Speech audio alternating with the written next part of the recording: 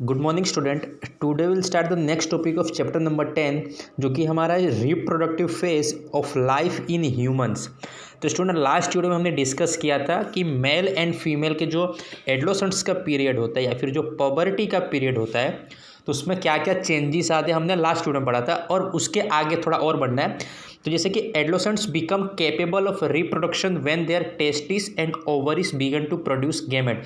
It means कि in the adolescence period क्या होता है कि when the male reproductive organ जिसको testis and female reproductive organ जो कि ओवरी से क्या करते हैं वो दोनों गैमेट्स प्रोड्यूस करना चालू करते हैं। कब? इन एडोलेसेंस का पीरियड होता है। और मैंने कल बताया था जो एडोलेसेंस का पीरियड होता है बेसिकली वो फीमेल के अंदर 10 to 12 ईयर से चालू हो जाता है और इन बॉयज़ 2 साल के बाद चालू होता है, 13 या 14 ऐसे चालू होता है। Now the capacity of for maturation and production of gametes last for a much longer time in males than in females. इसका मतलब है कि जो मेल के अंदर एक्चुअली जो कैपेसिटी होती है गैमेट्स प्रोड्यूस करने की वो ज़्यादा दिन तक चलती है कंपेयर टू फीमेल। ना अब हमें फीमेल के बारे में पढ़ना है। तो देखिए in female the reproductive phase of life begins at puberty and last up to 45 to 50 year. It means चालू कब से होता है? जो रिप्रोडक्टिव का फेज होता है तो 10 to 12 ईयर से, और कब तक रहता है तो 45 से 50 ईयर्स तक। अगर आप बॉयज़ की बात करें तो उसमें एंड जो लास्ट है वो नहीं बताता है, खाली आपको स्टार्टिंग का पीरियड पता चल जाता है। Now the ova begin to mature with the onset of puberty. Now one ova matures and is released by one for the ovaries once in about 28 to 30 days. It means in female the ovum start maturing an egg and after every 28 to 30 days it again releases an egg.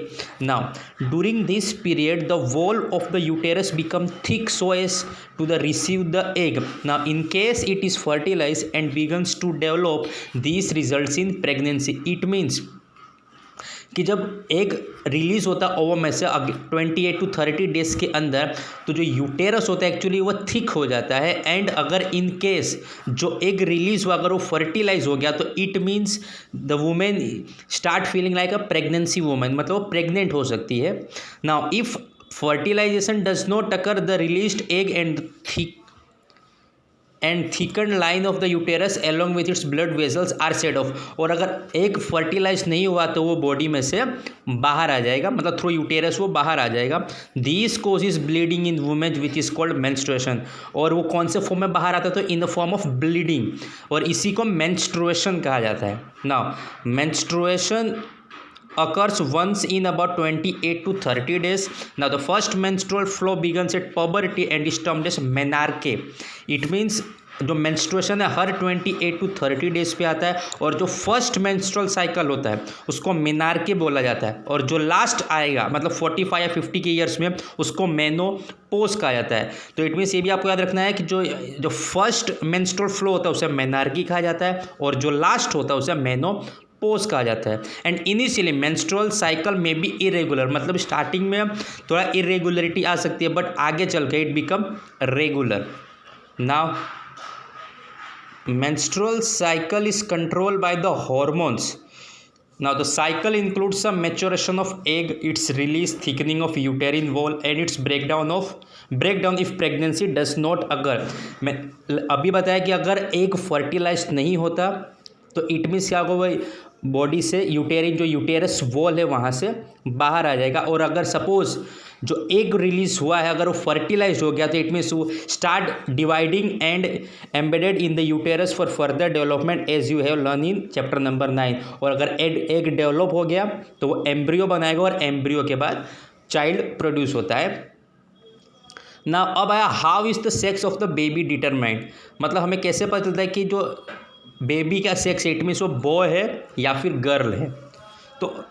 तो inside the fertilize egg और zygote is the instruction for determining the sex of the baby, मतलब जो वो हमारा fertilised egg है या फिर आप जिसको जाइगोट कह सकते हो तो उसके अंदर इंस्ट्रक्शन होता है जो कि डिटरमाइन होता है। और जो इंस्ट्रक्शन होता है एक्चुअली थ्रेड लाइक का स्ट्रक्चर होता है जिसे क्रोमोसोम कहा जाता है। Now and chromosomes are present inside the nucleus of every cell. ये भी आपको याद रखना है कि हर एक जो सेल होता है मतलब जो जाइगोट से बनता है उसके अंदर क्रोमोसोम्स प्रेजेंट होता है। And all human beings have 23 pair of chromosome in the nucleus of their cell. और जितने भी ह्यूमन बींग्स है वो सबके अंदर 23 पेयर ऑफ क्रोमोसोम होता है। ये भी आपको याद रखना है, ये सब MCQ में काम आता है ना।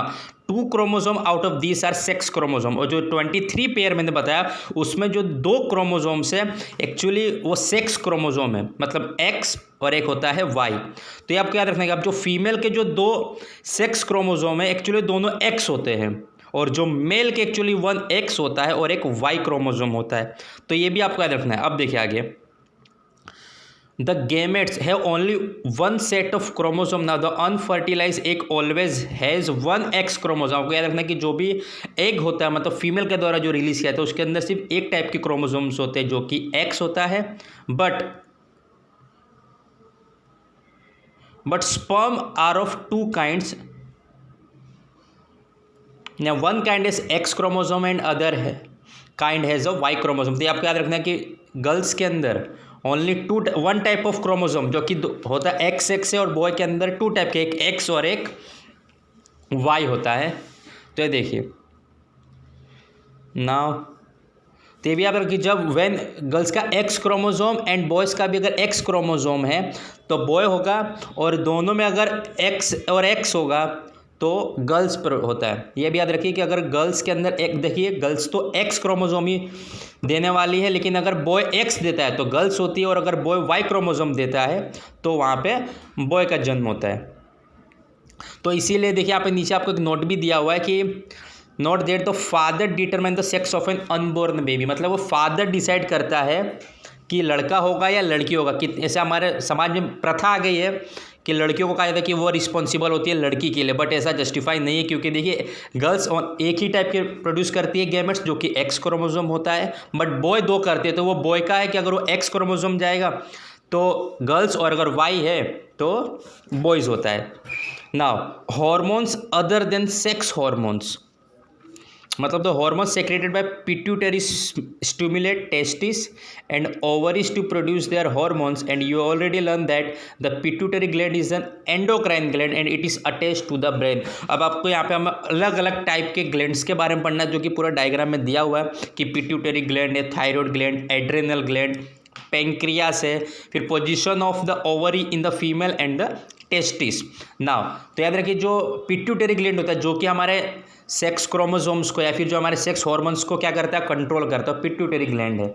अब देखिए apart from the pituitary the testis and the ovaries there are the other endocrine glands in the body such as, कौन कौन से, तो थायराइड है, पेंक्रियास है एंड एड्रेनल है। नाउ देखिए अगर आप ना इसमें एक आया कि अगर आपने ऐसे कितने लोग को देखा होगा जिनका जो गला होता है एक्चुअली वो थोड़ा फूल जाता है, मतलब जो थ्रोट होता है वो बल्गिंग हो जाता है, फूला हो जाता है, तो उसको बोलते हैं गोइटर के कारण वो होता है। And a disease of the thyroid gland, तो किसके कारण होता है, तो थायराइड ग्लैंड के ज़्यादा अगर थायराइड ग्लैंड रिलीज करता है तो गोइटर हो सकता है। गोइटर में क्या होता है, तो जो गला होता है वो पूरा, आपने देखा हो कितने लोगों को बड़े बड़े गले हो जाते हैं एकदम। And the thyroid gland was not producing the hormone of thyroxine. Next एक और हमें दिया यहाँ पर कि किसी किसी को अगर आपने देखा हो कि उनको जो डायबिटीज़ की जो प्रॉब्लम होती है तो वो डायबिटीज़ की क्यों होती है, बिकॉज इस पेंक्रियास जो होता है, जो मैंने आपको पढ़ा था, जो पेंक्रियास है वो not producing the hormone insulin in sufficient quantity. मतलब जो एक्चुअली जो पेंक्रियास का काम किया तो वो इंसुलिन को प्रोड्यूस करना होता है, लेकिन अगर वो इनसफिशिएंट अमाउंट में देता है तो डायबिटीज़ की प्रॉब्लम हो सकती है। और भी आगे दिया है कि adrenal also produce the hormone adrenal. Now it help the body to adjust to stress when one is very angry, embarrassed और वरीड। तो जो हमारा एड्रेनल है वो क्या काम करता है, तो जो अगर किसी को ज़्यादा गुस्सा आता है, ज़्यादा वो एम्बेरेसमेंट फील कर रहा है, ज़्यादा चिंता में है, तो हमने देखा को टेंशन में आए थे तो एड्रेनलिन क्या करता है, उसका सॉल्यूशन करता है, उसके वजह से होता है ये। And now thyroid and adrenal secretes their hormones when they receive orders from the pituitary through its hormones, and pituitary also secretes growth hormone। मतलब देखिए पिट्यूटरी का एक और काम है ग्रोथ हार्मोन के कारण, ना which is necessary for the normal growth of a person. आपको पता है जैसे जैसे ह्यूमन बींग्स की एज बढ़ती है तो ग्रोथ भी होना चाहिए। अब जिसके अंदर ग्रोथ सपोज नहीं हो रहा है तो इट मीन्स जो पिट्यूटरी ग्लैंड है वो सफिशिएंट अमाउंट के अंदर क्या कर रहा है, वो इंसुलिन या फिर जो अलग हमारा हार्मोन से वो सीक्रेट नहीं कर रहा है।